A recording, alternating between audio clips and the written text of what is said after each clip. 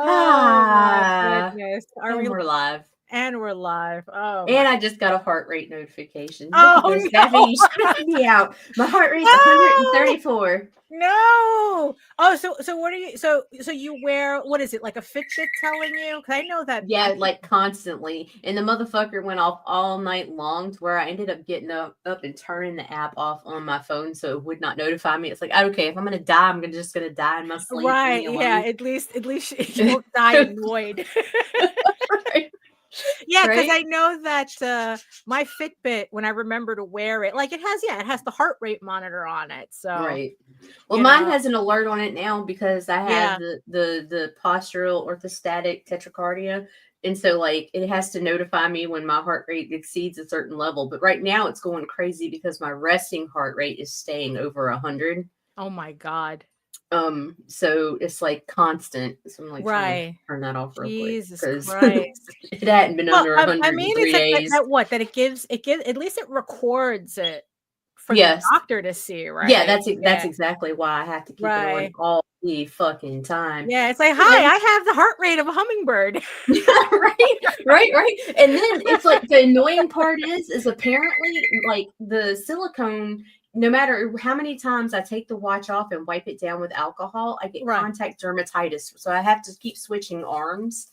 I'm ordering a surgical stainless steel band, but both of my fucking arms right now have these leather bands that are my actual skin. Oh my God. It's like, you a hot mess, Nita. I am. Good morning, everyone. It is January 13th, 2025, and it is a fucking Monday morning, and I'm not feeling this shit, but Daphne's got some great shit coming. Well, hopefully. Yes, I think so. You want to just do it? I'm never ready for this, but hit it.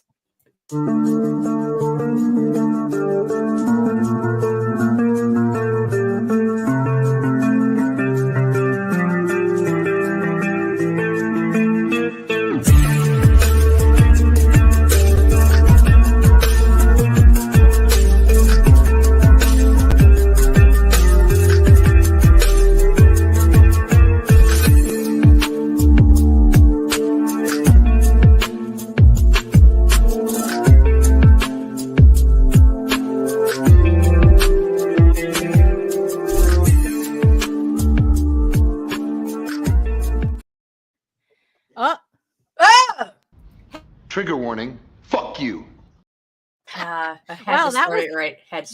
was more appropriate than ever. Hold on. I forgot to do something here, but it is cold as fuck in here today. I mean, it's still chilly here, but not as bad as it was last week. Well, so it's probably colder there than it is here, I'm sure, because it's like 43 here, but it is fucking cold in this office. Well, yeah, that's true. It's like, I mean, my office is is stable right now. Usually it is. There go my nipples again. It's 38 degrees today. 38 degrees feels like 31. So at least,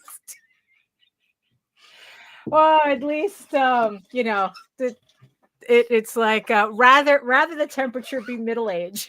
Good morning, everybody. Hello, Joseph. Hello, you, Lou. Hello, HR. Hello. Oh, you know what? I think I also know what's up with these glasses. If I'm fussing with my glasses, it's because I got new glasses, and it's like I'm still getting used to them. One, they're medium range, so it's like, although it's good for my extra monitor that's here, this monitor is a little too close now, so I have to kind of just put them on a chain and switch them out. Yeah, no, for real, that's how it's getting at this point, right? But also, I think that it might be a little like I have to adjust the earpieces because I think that it's like, I don't know, like either my eyelashes are greasing it up really quickly, or it's just like touching my skin, and then all I see are the smudges. Right. You know, so I kind of think so. Yes, I probably just have to adjust the earpieces, but it's like I've been fussing with them like all morning. Yeah, but it's like, yeah, so it's like I have these glasses I have to use when I'm drawing and really working on the computer, and then I have these glasses that for when I'm like looking at distance stuff and like going outside, because in the end I usually wear contacts, but in the end it's like they said, it's like, well, if you wear contacts you're going to have to wear glasses anyway, because and it's like, look, if I have to wear glasses I'm not going to bother with contacts anymore. But now it's like I have 87 different glasses I have to switch out depending on what I'm doing. So I don't know. So good morning, everybody. Welcome to another edition of the Ragin to the Vlogs show. Thank you, everybody, for joining us in the chat. And yes, I see you, our beautiful eyeball people watching us from regions beyond. If you're joining us from Facebook, if you're joining us from Facebook, come on over to YouTube, join the sexy people in the chat. It's a lot easier for us to see your comments on on YouTube, because Facebook has a tendency to act up, and we're not anywhere else. So we're either on Facebook. So just come on over to YouTube. Trust us, it's a lot easier. We're on a budget now. Yeah, we're on a budget. There's been major budget cuts for 2025. Yes, exactly. And yes. StreamYard. And StreamYard. No, for real, really. Yeah, so I think that we all, I guess, kind of went into 2025 going, it's like, you know what? This is the year we're going to budget. We're really going to budget. So yeah, when I saw that $864 a year, I was like, oh man. And it's like the YouTube, like I do love the YouTube channel, but the YouTube channel does not bring us profit, because every time we apply for ad revenue, we get it for like a week and then we get banned. Right. So it's yeah, like, exactly. nah. I make my money on Facebook anyway. Yeah, so that's yeah, true. fuck you. We're good. So hello everyone. My name is Daphne Lage, and I'm a cartoonist, illustrator, and comic book artist from New York. I have been self-publishing comics since 1992, and you know what that means. Are you not entertained? Are you not entertained? Is this not why you are here?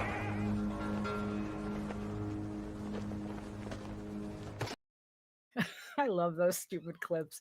And I am known for the furry fantasy adventure Tall Tales, which is currently on Webtoons right now. It's updates every Thursday on Webtoons if you want to check that out. And I am also known for my medieval fantasy drama EGORAVEN, Heir of the First Unicorn, which is going live today in about a couple of minutes on Kickstarter with issue 9 of this 16 issue series. But we'll talk more about that in a minute. You can read both my comics online at egoworks.com and Tall Tales, TAILS online.com. But like I said, both my comics can now be found on Webtoon as well. EGORAVEN updating every Tuesday and Tall Tales updating every Thursday.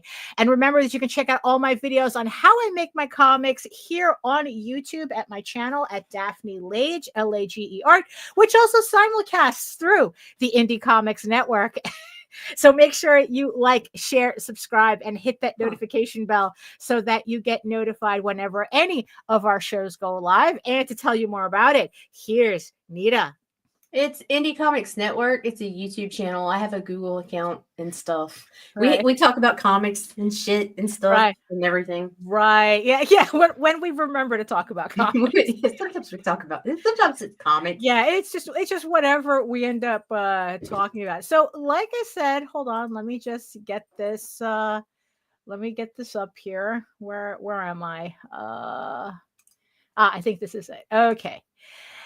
So EGORAVEN, Heir of the First Unicorn, issue 9. We're gonna give it we're gonna give about like 5 more minutes before I launch this thing. So so it is issue 9 of EGORAVEN on Kickstarter.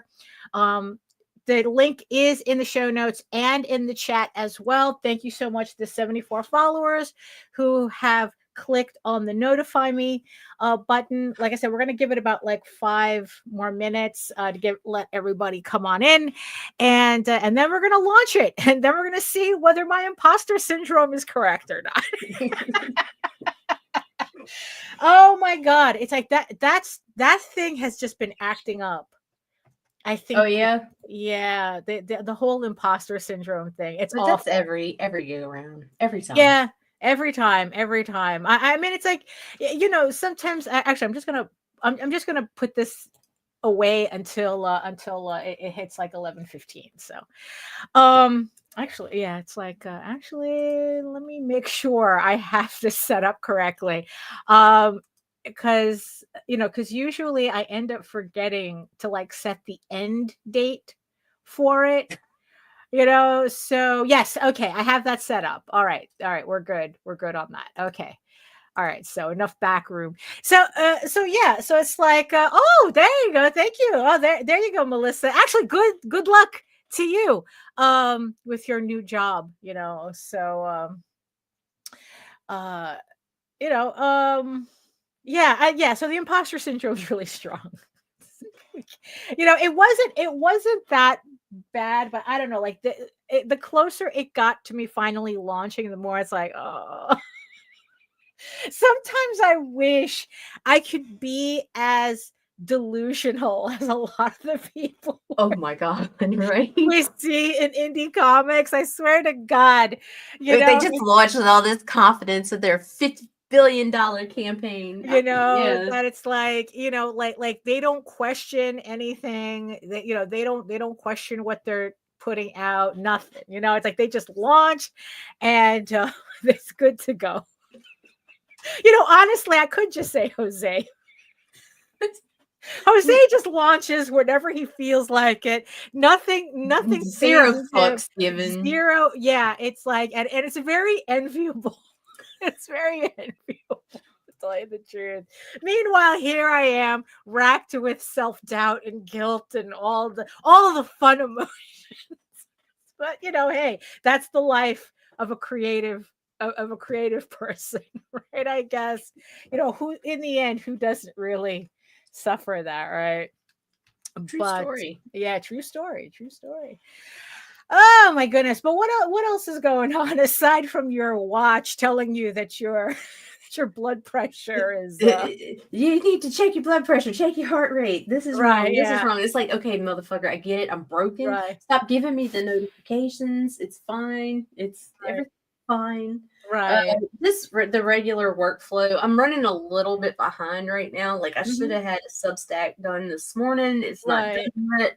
I've got to get on that because it needs to go out tomorrow. I'm just and balancing all the new stuff coming out this year. I've got a couple of new clients and just like right. Oh, clients. I'm glutton for punishment. Well, it's so on top of everything. So with everything going on, you still managed to pick up new clients. Oh, there you go. I did. Right. And then I'm fighting with Facebook. The usual. I'm already getting fucking bans over shit that wasn't not for the new account, right? Was it still the old account? Oh, actually, there's something on both. I have warnings on the new account. I have an actual group ban right now on my main account. Like I just tried to share a group, and it's like, "Hey, you're banned," and I'm like, "Why?" And then it pulls up a fucking image, and it's the same fucking Deja Thoris piece that we've already established was not nudity, and they decided to flag it again for a group share 3 months ago. Oh, brother. Just under the 90-day mark. If it would have been over 90 days, it wouldn't have done anything. They'd have just pulled it. But because it was at 88 days, they fucking gave me a restriction. And I'm like, so I guess it's like what you just need to do is just delete every one of those. That's what I'm doing right now. Every group I shared it to, I'm trying to find it and pull it. Right. That's ridiculous. I mean, it's like, when I started doing Comic Cons, I was expecting the art police at any minute. Yeah, it's like you fake person, you fake artist, you. But I mean, yeah, I don't know. It's like there are just a lot of times that a lot of times that I just feel like that, that it's like. But then again, I do have to admit there was something that did that did actually trigger the worst of this. But we could talk about that later. Oh my goodness. Oh, but what triggered you, Lage? Come on. Oh, no, it's like, no, I have to tell the story correctly. You know, so but first, we have more important things to do right now. So we have like a minute, not even, right? Not we even have 1 second. Oh, there you go. Okay, there we go. So we're at 11:15. So I am going to Okay, project has been approved. I'm ready to launch. I must have checked this thing over 1 billion times already, you know, and okay. Drum roll. Do it. Hold on, let me just refresh this. And we're live. And we are live. EGORAVEN, Heir of the First Unicorn, issue 9 of this 16 issue series. Oh, that's what I had forgotten to do. I forgot to put up the video. But I have it on the screen, so I'm gonna go ahead. Play it from there. Let's see. Let's see. I have to remember. Did I do the sound on this? I don't remember if I did sound. Let's see. Hold on. Let me just take that out, and because I am a complete mess right now. Hold on. There we go. Hold on. Let me just make sure I'm bringing it in with sound. Good morning, Doran. Hey, good morning. Let's see, share screen.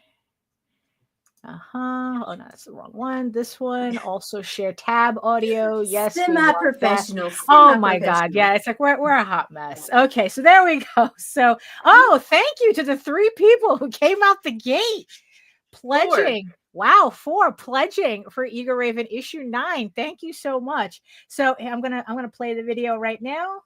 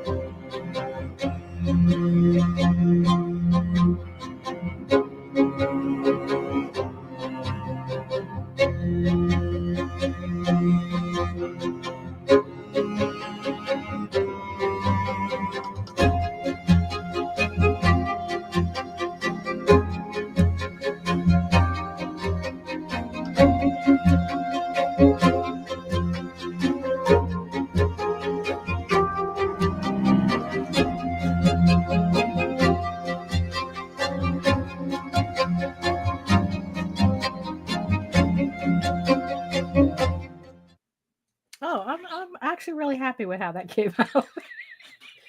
I was spent all weekend. I didn't. I forgot that to do a video, and I was like rushing to get it done on Saturday. Nicholas is watching Nicholas, while he streams. How are you doing that, bro? Hello, Nicholas. Yes. This is the Law and Order episode.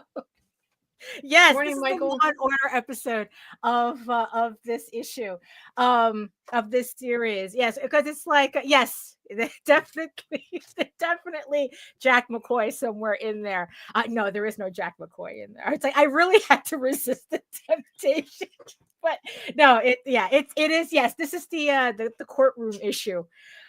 Which I hated so much because I didn't realize there would be so many people in a courtroom. So I was having a hard time drawing out this issue, but we got through it, and now it is on Kickstarter. So yes, so for all of you joining us, EGORAVEN, Heir of the First Unicorn, is the story of a unicorn princess exiled into the mortal realm after she is betrayed by her elf prince husband-to-be, and dragons overtake her kingdom. But when EGORAVEN becomes an unwitting pawn in a noble woman's attempt to avoid an arranged marriage, she trains to become a knight with the help of an unlikely trio of blacksmiths, hoping to ultimately win a king's favor and save hurt people. This is issue 9 of this 6-issue series. EGORAVEN barely survives a brutal attack, only to find herself put on trial for murder. As her friends rally to protect her from a jury determined to execute her, EGORAVEN makes an offer to King Jason he might not be able to refuse. So if you are new to the series, I have my little handy dandy trope chart that all the romanticy girlies seem to love so much. But if you want, you could also download a free copy of EGORAVEN issue 1. It's a 16-page sampler, so you can check it out. Oh, thank you. Yeah, it's like thank you, Nicholas. Thank you, Michael.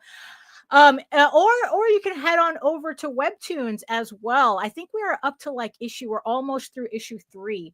Or we're halfway through issue 3 on Webtoons as well. So if you don't know this, if you don't know anything about this book and you want to check it out without pledging to the campaign just yet, there are several ways you can check it out for free.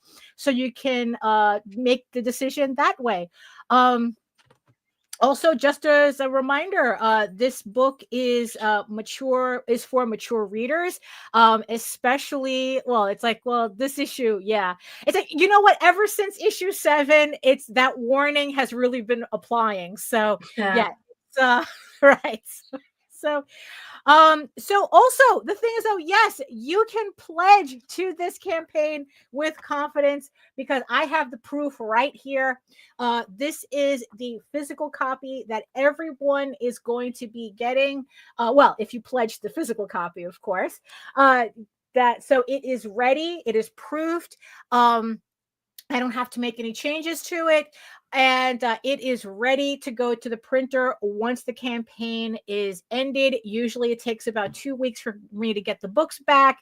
And so hopefully I will be able to have most of the books, or at least either, depending on how quickly my printer gets these back to me, it's either, we'll have everything shipped out by the end of March, or we're going to have we're going to be well in the process of shipping out all the rewards by the end of March. Either way, there is no waiting for me to finish this thing because it is finished. I never launch a campaign without the book being done. So if you're concerned about how long it's going to take, thank you, Lou, how long it's going to take to get the book, like I said, you could pledge with confidence. The book is done. It's proved. It's ready to go. There's also sample pages on the campaign as well. I think it's really funny. So this is technically the first issue that I completely did in Clip Studio Paint, from the sketching all the way to the coloring. It's just the lettering I don't do in Clip Studio, right? Yes. And after 9 issues, I mean, to see how my style is still progressing, it's kind of like funny. It's kind of like cool to see, but at the same time, it's like, oh, maybe I should go back to those first issues and redo them. But it's like, no, I shouldn't really do that. I have to keep going. So also on this campaign, as always, is the prequel, Legend of the Silk Rose, which takes place about 20 years before the first issue.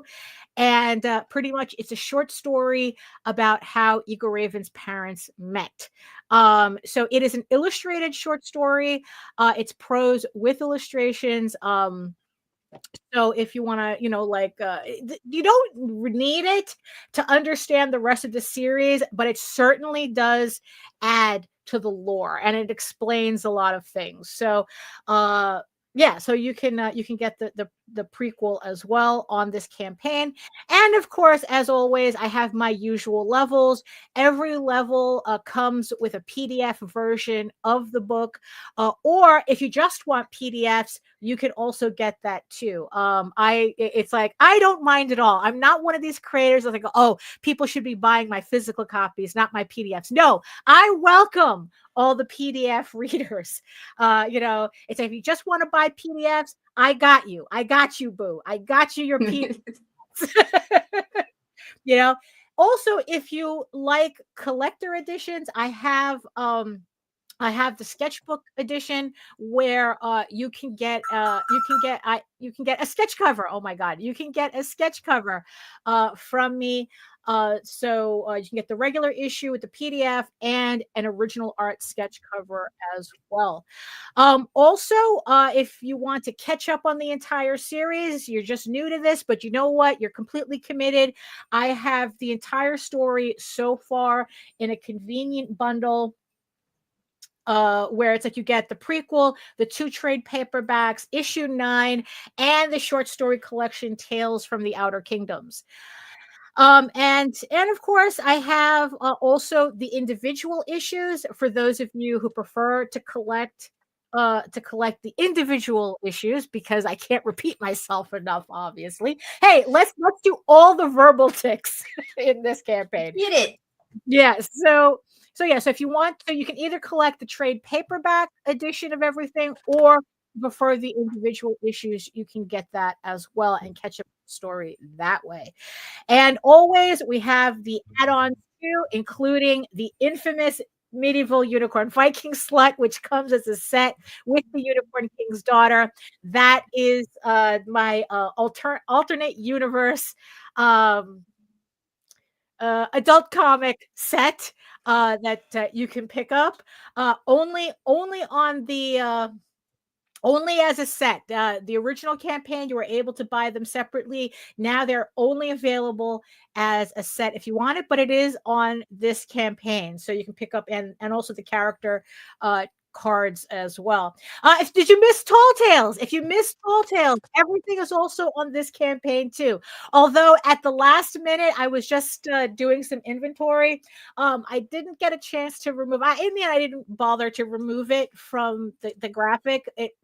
Peacekeepers is the only book on this list that is completely sold out. It's going to take me a bit to get reprints of everything. So, and also some of the trade paperbacks are very limited. I just completed the entire campaign for Tall Tales Tears of the Mother Volume 1. That is on the campaign as well if you missed it. But all the other books, I have very limited stock left. And like I said, once they're sold out, it's going to take me a bit to get them reprinted. So if you want to pick up Tall Tales, you can do it on this campaign, but make sure you do it early, because I have very limited stock left of these books. So if you missed Tall Tales, it's also on the campaign. If you're new to Kickstarter, if you're seeing this for the first time, I think it's something that we all assume, like everybody knows how to use Kickstarter, and we forget. But they do not. Well, yeah. How many people are not familiar with the platform? I know Kickstarter likes to say that they are not a storefront, that your pledge is not a guarantee for product. However, that is not the case on my campaign. If you pledge to this campaign, you will get your books. That's why that's why I have the favorite backer status on Kickstarter. I guess it's like because all my campaigns are fulfilled on time, it's like they gave me this little label on my account. It's like a favorite backer. Favorite account. I forgot what the actual tag is, but pretty much it's just to tell everybody coming to my account that I fulfill all my campaigns. So you don't have to worry about it.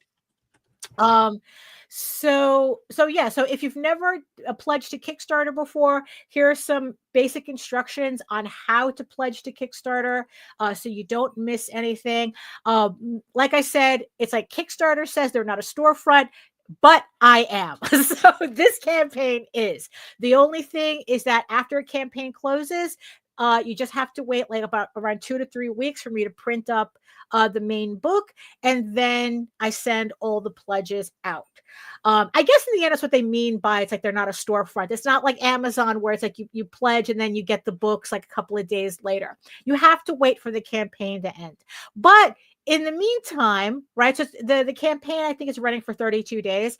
In the meantime, you can adjust your pledge however you want. If you decide you want to add more things to it, you can even cancel your pledge if for some reason something comes up and you have to cancel.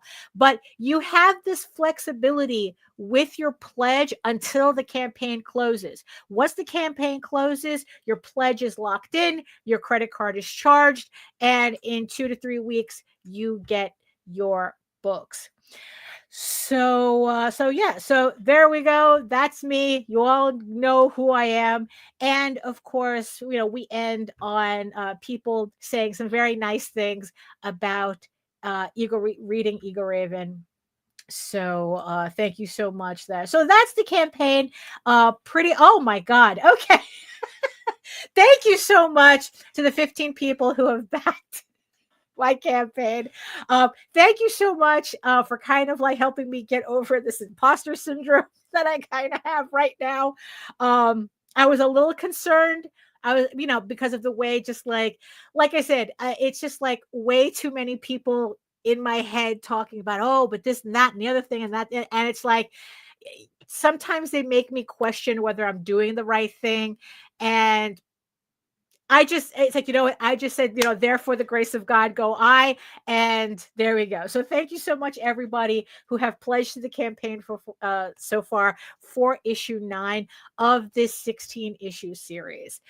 So I think we're going to put this away for now. But wow, it's like, yeah, I think that's a pretty good start for 15 minutes. Start. So thank you so much, everybody, for that. So speaking of comics and imposter syndrome, and I'm in my feels, right?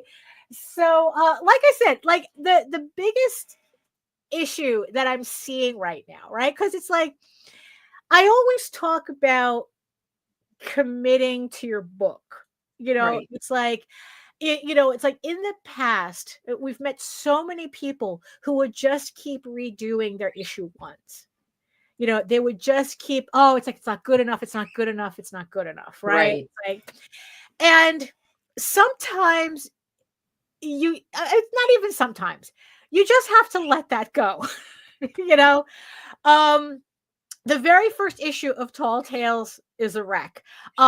We had Jose had a friend who went to a comic book warehouse, and he found original editions of some of our books in that warehouse. Wow. in their dollar bins. And like I said, those first issues were a wreck, and it's like, and over time, it's like I kind of like went into like fixing them up a bit, and we would reprint it. And it's like, look, the original issue, I think like the original issue, the lettering was done on a dot matrix printer, for fuck's sake. Jesus. So that was the little changes we had to do over the years whenever we needed to reprint the books. So now it's like Melissa says, I don't care for the lettering in Clip Studio Paint, but I have no idea how to streamline between that and AF Designer. Oh, I'm not familiar with that program. Resist the redo urge. Yes, yeah, exactly. Thank you, Michael. Thank you. Tacticus. Daphne speaks the truth. I've backed several of her campaigns, and she always delivers. Thank you so much. Thank you, Michael. Thank you. You get the backers you deserve because you put in the work and the passion. That's why I'm here. Oh, thank you, Lou. Thank you. Oh, look at this. Look what the cat drug in. Let me go get a paper towel and clean this shit up. Hey, Steph. I did say I would fight you in one of your posts. So I'm here to protect Nina's meme honor. So, so it's like, yeah. So, looking back on those early issues, right? And then it's like, I started drawing Tall Tales. I started drawing the next couple of pages of Tall Tales, Tears of the Mother, issue 7. And let's just say, drawing out, like crash drawing nine issues. Yeah, I think it was like 9 issues of EGORAVEN in 3 months. Was it 3 months? No, 6 months. I think it was that it took me 6 months to do 9 issues. And my style has changed again, much to my both to my frustration and to my excitement, because it's like I always like that, chasing the upgrade kind of when it comes to my work. But the thing that kind of has me frustrated is the fact that the style is a little bit different from the last Tall Tales issue I put out. And with EGORAVEN, you literally see my style change from issue 1 to what it is now. And it seems that the further that I'm going along, I really do have to resist that urge to go back and like at least like re-ink the first issue, like the first couple of issues. But you see, but the thing is though, it's a fool's game, right? Because if I were to start changing those issues, then my style is just going to change again by the time I catch up with my most recent issue. So, and then it just creates like this whole Ouroboros loop, where it's like you're just constantly changing the same thing over and over. Yeah, and yeah, so it's kind of like, yeah, so it's like, so because I'm uploading the old, the first issue. It's not the old issue. It's the first issue of EGORAVEN on Instagram. And to see the panels, it's like going, oh, I really need to do something. I really need to do something. And Resist. and then I have to hit myself and going, no, you don't have to do anything. Just post. And because I think that once everybody sees the entire series as one story, because I think that that's probably what it is, because I'm seeing everything as individual issues, not as one book, at least not yet, that it's very easy for me to kind of see it in those individual parts, as opposed to like when I put collected Tall Tales into an omnibus format, which eventually we'll do, put it back in like one big fat book, because I want to do that with EGORAVEN as well. So this is one of 2 hardcovers that I did. It's the only, we never did this, we never released this. This is just a hardcover sample that I got. That you need to release. Yeah, and yes, I need to release it, right? And we did find a printer who will be able to do this, but the thing is, though, it means like committing to a lot of copies in order to do it. But we're setting up the foundation for that, to put out a Tall Tales omnibus and to put out an EGORAVEN omnibus, right? And what's funny is that, like, even though, like I said, my beginning issues of Tall Tales are a little on the rough side, I don't think that the artwork actually improves until the 4th issue, because I'm seeing it as one story like this. It doesn't come off as jarring, because it's like you're just reading the story and you're just moving along, and it's like, oh, okay, yes, the artwork improves as the story goes along, because that's just the natural progression of an artist, especially when it takes about 20 years for me to do this many pages. I was a very slow artist. So I'm really, looking forward to putting EGORAVEN in an omnibus like this, so that I can appreciate how the style changes as the story progresses, because like right now I'm doing issue 10, and the style is changing, like there's these slight changes that are happening as I go along. So it's like, so like I said, it's just kind of weird. I don't know. It's kind of giving me a complex sometimes. It's like, oh, it's like, oh, is it still good enough for people and blah blah blah. But Right. but I don't know. But I think at the same time, I mean, because we've seen this where it's like creators just keep revamping their books and keep re-releasing their books. Some of these dudes got 6 issues of issue 1, or 6 Right. variants of issue 1. Right, because like, it's like, dude, chill. Right. Because it's like, oh, I got the lettering redone, so that's a new Kickstarter. Oh, I got the coloring redone, so that's a new Kickstarter. Oh, I got the artwork redone, that's a new Kickstarter. And and it's like, we've done that. We've done the this book right here. This book right here. It was originally in black and white. So this is another Tall Tales book, or so I thought. It's a short story. It's about 40 pages.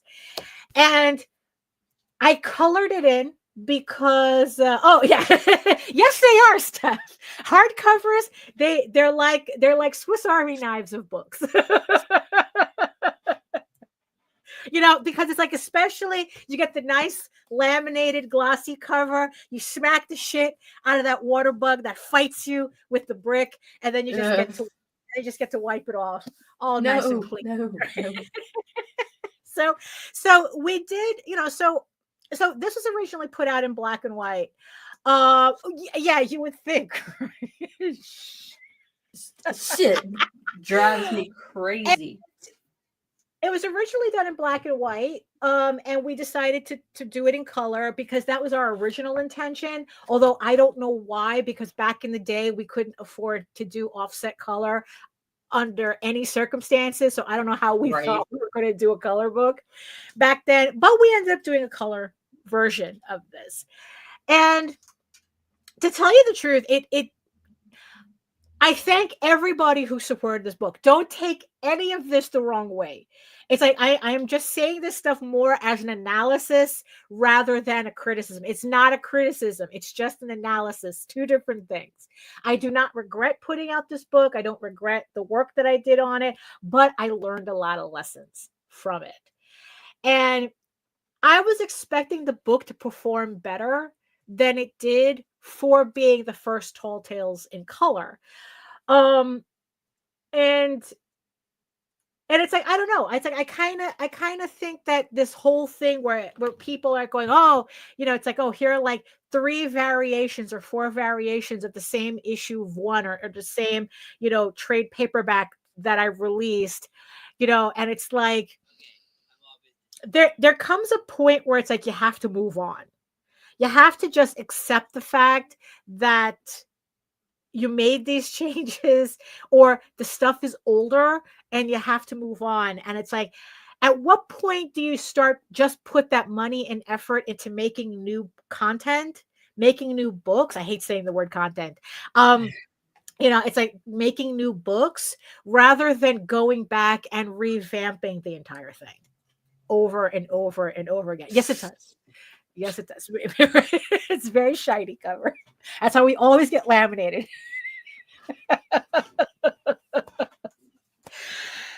You know what it is? Rob isn't in the chat for Steph to bother. That's why. Oh, no, it doesn't matter. He's been busting his balls too. So I don't know. So it's just kind of like these things that it's like, I just have to like just keep in mind that it's like that as I see my artwork improving with each issue, especially now that I'm kind of like getting the hang of Clip Studio Paint. Oh, there he is. Hey, Rob. Whoop daddy. Right. That especially now that I'm getting used to Clip Studio Paint and all kind of like the special effects that it can do, and incorporating that, it's like, yeah, I can't look backwards. You know, we shouldn't, as creators, there comes a point where we do have to keep our eye on the prize, right? And I would think our eye on the prize, the prize is finishing a series, right? I mean, I would kind of think that that's what most people's goals are, you know, to finish a series and to have like a nice fat omnibus, you know, that yes, that you can fight Steph Wilson. Smack. You know, but you know what? Speaking of hardcovers and laminated covers and all that stuff, so for Christmas we don't usually celebrate Christmas, because what it is that if we find a gift that we feel the other person would like, we usually just get it. We don't need a special holiday. I mean, it's nice, but you know, like. You know, so he had bought me, Jose had gotten me a couple of books, but because of, you know, the fact that they were coming from overseas, they definitely did not come in time for Christmas, but they came the other day. So I now have to explain where all of a sudden this imposter syndrome came from. Uh-oh. You know, so I love my Franco-Belgian comics. You know, ever since we went to Paris the first time, and I spent like 500 euros on nothing but these hardcover French comics. You know, it's like I've always been on the lookout for books. So Jose bought me a stack of them for Christmas. Nice. So the first books that he got me, which I was I was hoping because the first book that he got me, because this one came in early. So this, you know, so he the first one he got me was this, because this was the one that came in first. So this is I guess like a fictional retelling of the Knights Templar, except with zombies. There's zombies in here. So obviously it's not an historically accurate. It is historically accurate. Right? You know, the thing that I like about this series is that it reminds me of a book called The Black Dragon that Chris Claremont had written. I have it on my shelf somewhere. I can't see it right now. And I forgot the artist's name. And this book, Crusade, reminds me of that book. Except it has zombies in it. So it's a fictional retelling. It's a fictional telling of a Knights Templar adventure in Jerusalem, I guess. And like I said, with Knights Templars and zombies. So this book came in first, and it's like, love it. And as you can see, you know, this is a standard comic in France. This is a standard comic in France. It's hardcover. It's oversized. Lots of panels. They love lots of panels on their pages. So this was the first book that came in, right? So once I realized that he was sending me French comics, I was praying the next two books was the books that we were waiting to come in, and I was correct. I picked up these when we went to Paris. These were the first comics. Actually, it was the second comics that I saw that I picked up blindly. It's like I just saw the covers, and it's like blind. I just like didn't know anything about these books. I go, I'm taking these home, and it's one of my favorite series. It's the Eagles of Rome. I forgot his name's Marini, the artist. He did some work for DC called The Dark Prince Charming. It's a Batman story. Boring as fuck. Nobody cares. This is the stuff that I follow him for. So this is again a fictional retelling of I guess like the history of Arminius, the German warlord who destroyed 3 legions, Roman legions, and captured 3 of their I guess like their eagle I forgot what these are called. Right. So it's very that's how it's pretty much it was the battle that that lost Germany, that lost Rome. No, that Rome lost and they were never ever to reclaim Germany after that. Something like that, right? I forgot the name. It's like look, it's you know what? Go talk to go talk to Michael Odin. He knows all this. So it's a fictional retelling of that time period. And love. I always recommend this. And the fact that I was able to find these books the first time I was there without digging. It was a different comic book experience, a different comic book store experience than when I come than when I go to an American comic book store. That's why I have no love for American comic book stores. You know, it's you know, yeah, it's like so yeah. So these 2 I was so happy to get. The other one that he got me was this one, Wolodrin. This one's kind of like more like a Dungeons and Dragons type adventure series. It's 10 albums, but they have each chapter broken up into mini collections. So this is the next chapter, even though it's technically volume 3 out of 10, it's the next chapter, which is 2 books.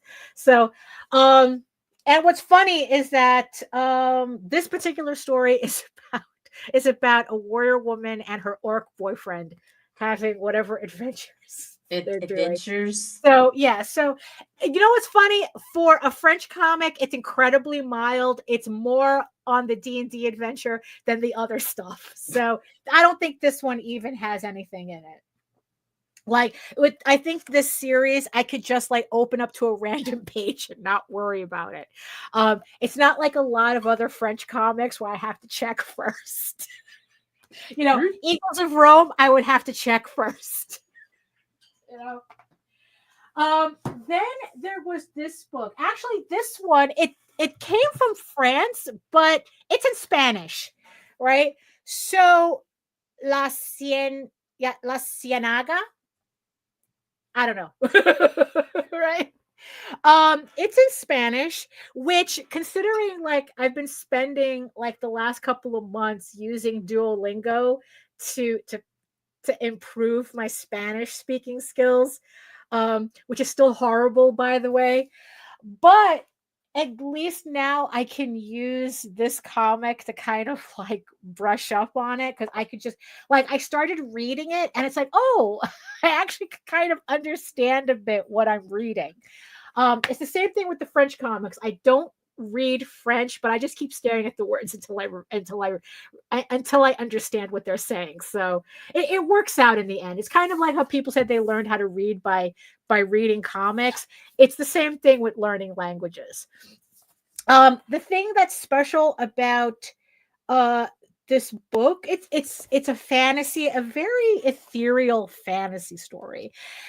And the guy who drew this, Antonio Zuera, he's a former Disney animator. He worked on Lilo and Stitch and some other movies, and he was doing this book as a hobby, from what Jose was telling me. So he finished his comic, that he was just doing it on the side. So yeah, it's very, it has like sometimes you can catch, especially the way he draws furries.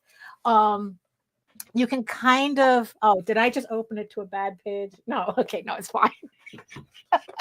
It's like, you kind of, there's some that look like, it's like, oh yeah, I can see I can see kind of like the Lilo and Stitch, like I can kind of see it, I think there was more in the beginning that really looked like I don't know. It's like he just has like this really funky style. I dig it. Yeah, yeah. So, speaking of imposter syndrome, there's one more book that Jose got me. And I had been in my feels the entire time since I looked through this book. Uh-oh. So, this is a book called Les Cinq Terres. I don't know. The Five Lands. I'm not even going to try to speak French. Read this in French. The five lands, I'm assuming, is what the title, right? And it is, I guess how I can explain this is that this is what Tall Tales would look like if we were French and I was a much better artist.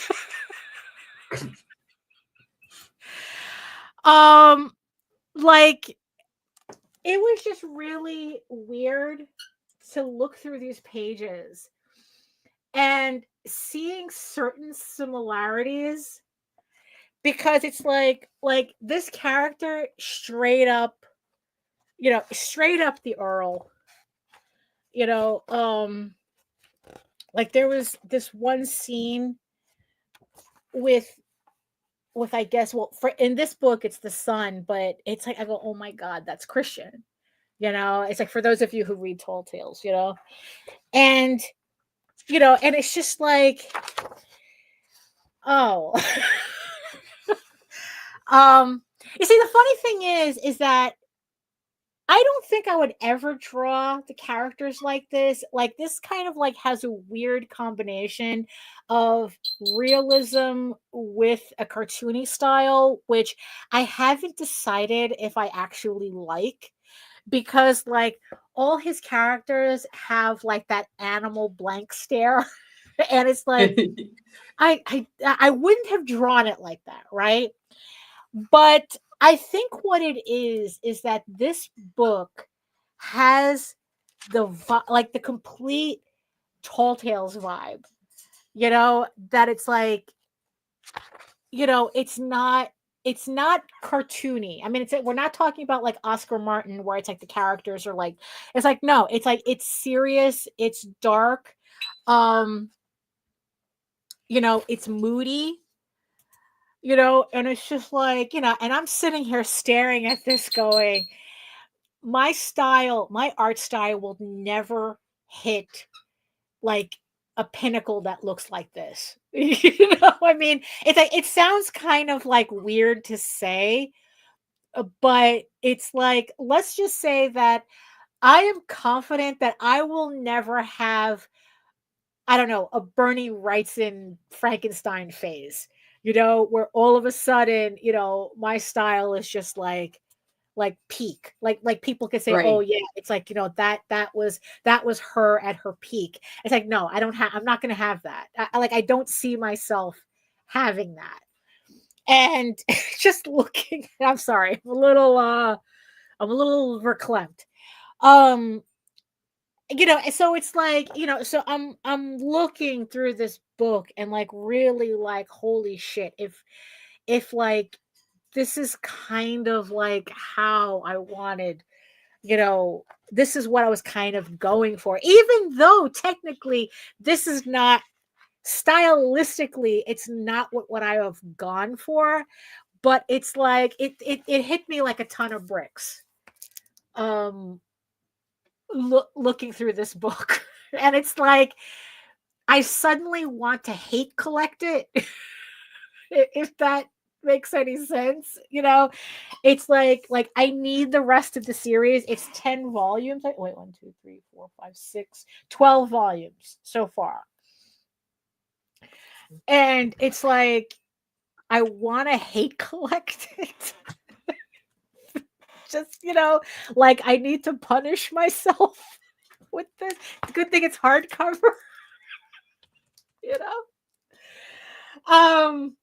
I don't know. It was so I've been feeling away. I've been feeling away since I read. Well, I didn't read it because it's French. I don't read French. But it's kind of like it was like that weird thing where a book is an inspiration and a mood killer at the same time. Yes, that's exactly what that is. Was it? Yeah. Yeah, so it's kind of, yeah, like I said, it's like kind of like an inspiration and a mood killer at the same time.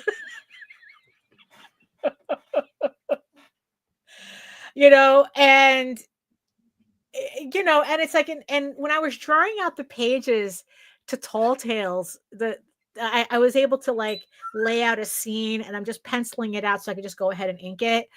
I mean, it was rough. It was rough, mentally hard for me, because it's like, one, I have to deal with the fact that my style is now somewhat different than the previous issues.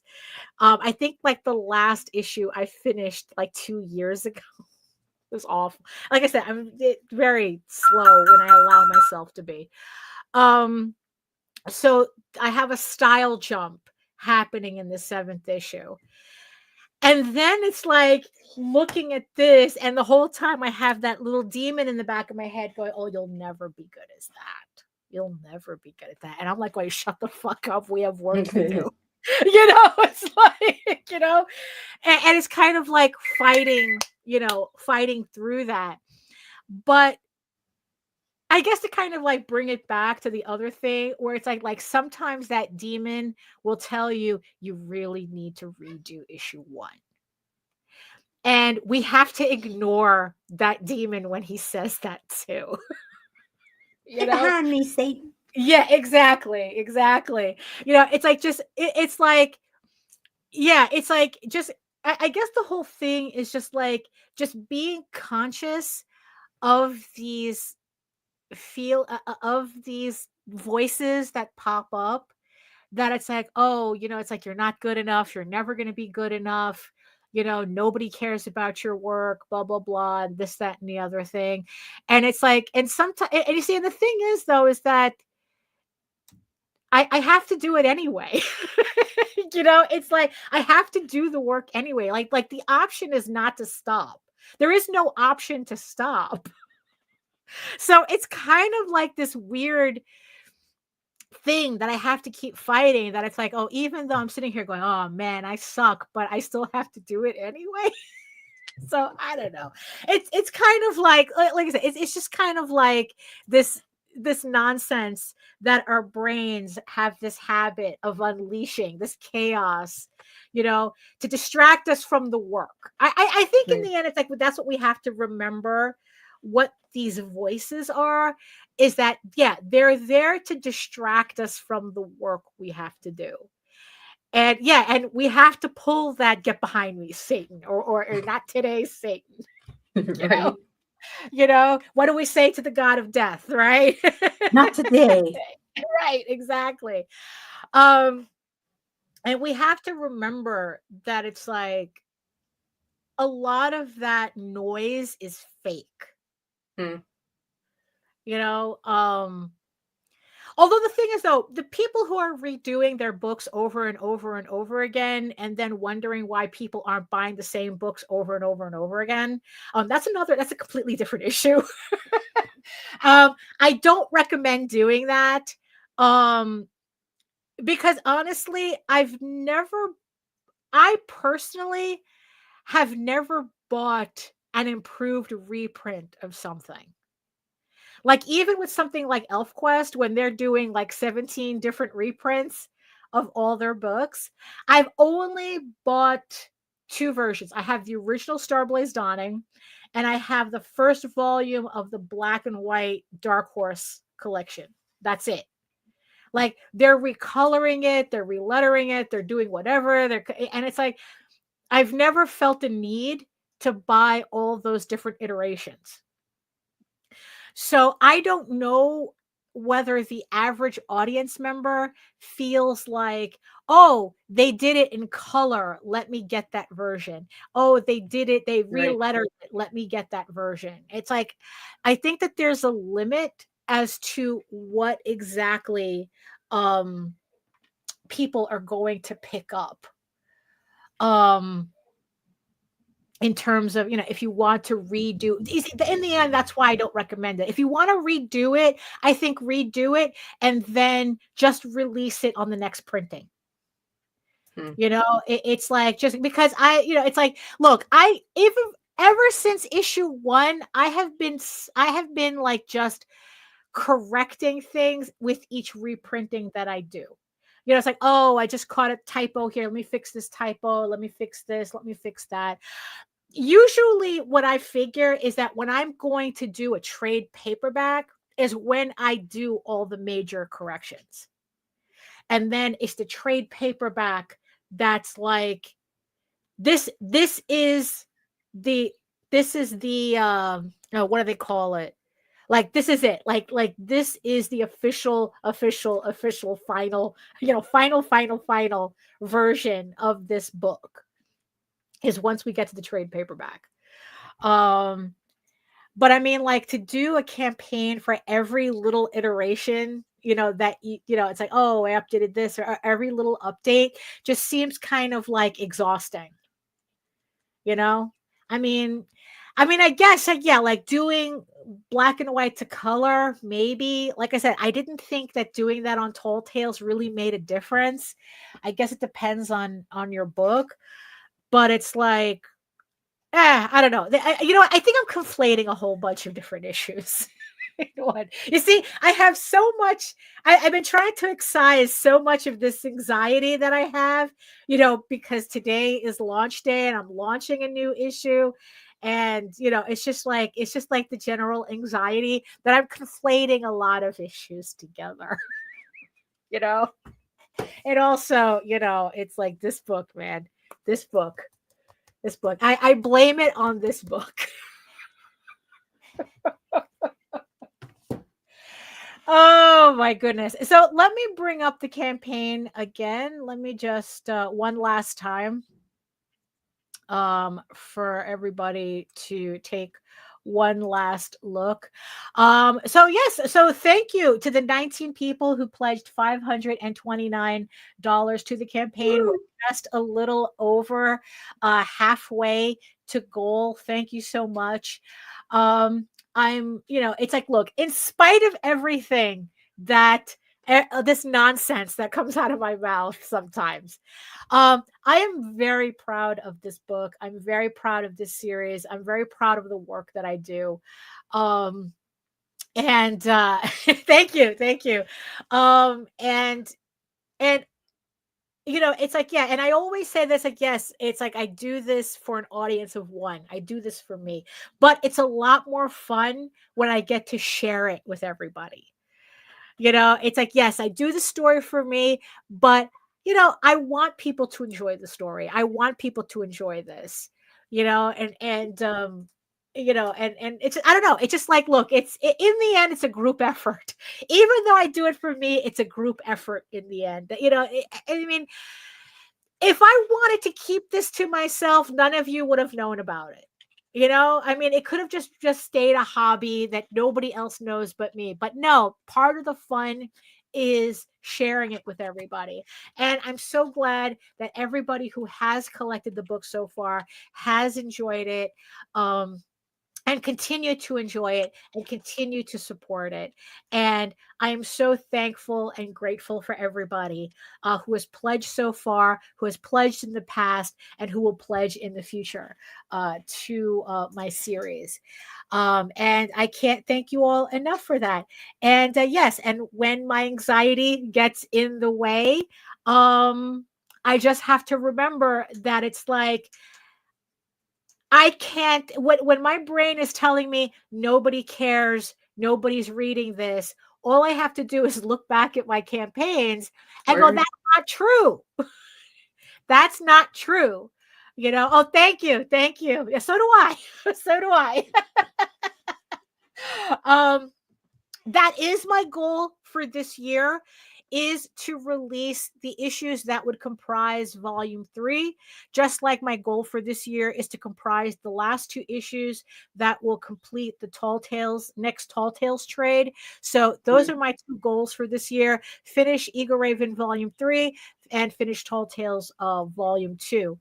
So yeah, so here it is. I think before we end the show, I'm just gonna play the video one more time because I really did like the way it came out. So, for something I cobbled together at the last minute. Thank God for templates. I swear to God. So I'm gonna play the video one more time for everybody, and and I think we can call the show. We can call it. That's a wrap. Yeah. So let me just play it one more time and we'll be right back.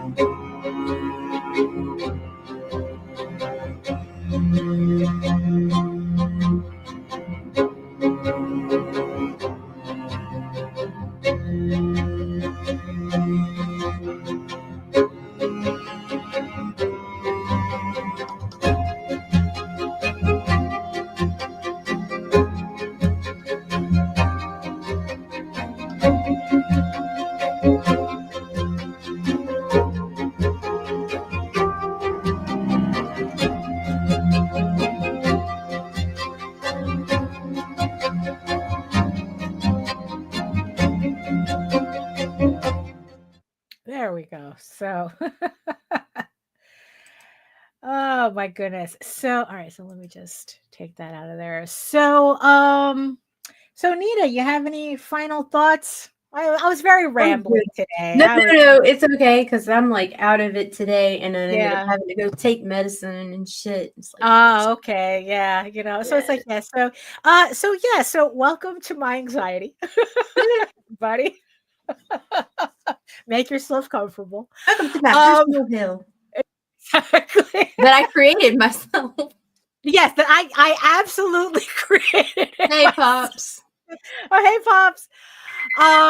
So yeah, so again, EGORAVEN issue 9 on Kickstarter right now. Link is in the chat and in the show notes. We have 32 days, 31 days left on the campaign. Plenty of time. We're over halfway already. Again, thank you so much, everybody, for supporting the campaign. Thank you so much to all of the people in the chat, even Steph Wilson, troublemaker. No, you're always welcome here. It's all fun here. So thank you everybody in the chat for joining us. Thank you so much to our beautiful eyeball people who stayed with us the entire hour, even through my rambling. Thank you so much. Speaking of rambling, I started a new series on my YouTube channel that I really want to continue consistently this series. I started an art studio vlog where I'm just pretty much using it as kind of like a mini diary as to like what I'm doing for the week, what artwork I got done, whatever is crossing my mind at that time. And it seems like you guys pretty much like them. I'm really glad. They're my edited videos. It's not a live stream that you can check out on both Indie Comics Network and at my channel as well. It's 2 episodes up already. They're my artist studio vlogs, tales from the 19 square feet of office that I have here. And I'm really glad you guys are liking it. And I just to tell you that it's there. Thank you for watching them so far. And yes, and I'm looking to upload an episode every Friday. Like I said, more as like a little diary as to what I'm creatively have done that week. So yeah, so thank you so much for that. So yes, thank you so much to my eyeball people. Thank you so much to chat. Thank you so much for Nita being there and being alive, that which is good. It's I'm always trying. I'm trying. good. Right. So okay, you said did you have any like final? No, I'm good. just I'm good. Check okay. out their campaigns and our links. Oh, and on Facebook from now on, if you see a campaign you're interested in, please click my link tree. I will no longer be using links on my Facebook profile. They are Okay. so buried. I'm not doing it. I'll do it in groups, but on my page, if you click in the link on my bio, the first thing that'll pop up from that link will be any links that you see me promoting on my wall. Right. Okay. All right. So there you go. Because Facebook acting Is up. a bitch. Yeah, exactly.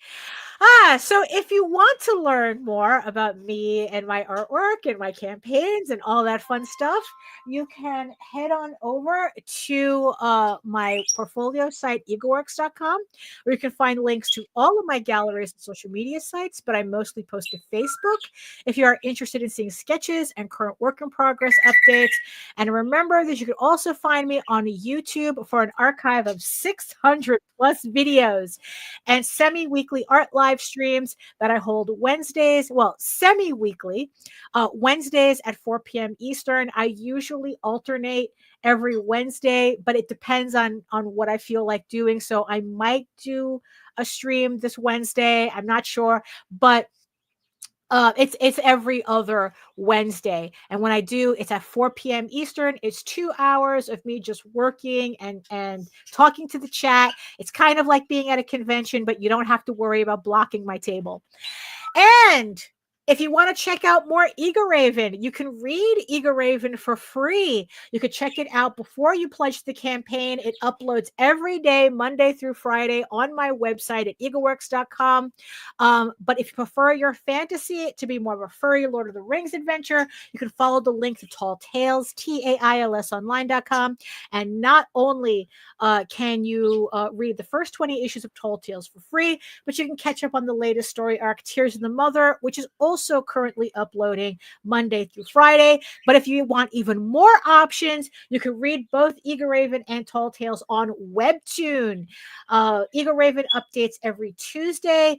Tall Tales updates every Thursday. Thank you so much to everybody who is subscribing and rating the series, both the series. Thank you so much for any interaction.